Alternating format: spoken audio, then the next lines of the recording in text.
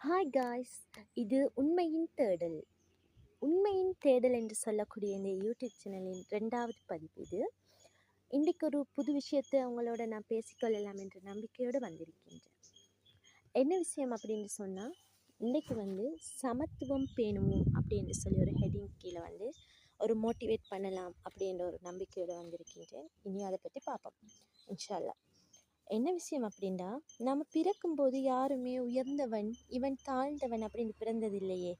மனிதனின் மதிப்பு அவன் பணத்திலையும் சாதிலையும் மதத்திலையும் பதவியிலையும் தான் இருக்கே தவிர அவனுடைய சமத்துவத்தில் கிடையாது. சமத்துவம் என்பது தனியே வெறுமனே ஒரு சொல் கிடையாது இல்லையா.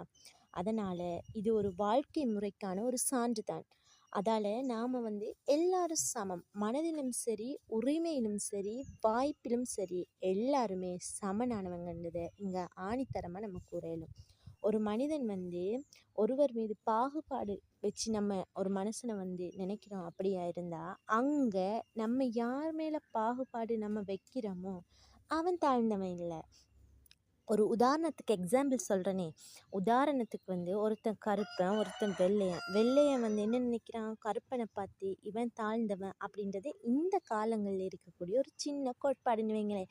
அப்படி வச்சாலும் கூட அவனை பார்த்து என்ன நினைக்கிறது, இவன் கருப்பாக இருக்கிறான். அப்போ கேலி. அந்த என்ன சொல்கிற அப்படின்னு சொன்னால், அவங்கள பார்த்து ஒரு எள்ளி நகையாடுறது. அது அவன் நினச்சிக்கொள்கிறான், நம்ம இவனை பார்த்து இப்படி எள்ளி நகையாடினா நம்ம உயர்ந்தவன் இவன் தாழ்ந்தவன் என்று. அது அப்படி இல்லை.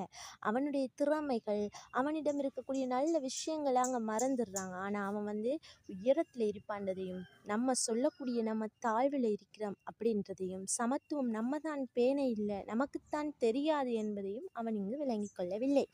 அடுத்த விஷயம் என்னென்னா, ஒருவர் மீதான பாகுபாடு நம்ம என்றைக்கு வைக்கிறோமோ அன்று நம்ம கீழே போயிட்டோம் அப்படின்றத நம்மள அறிவுள்ளவங்களாக இருந்தால் விளங்கி கொள்ளலும்.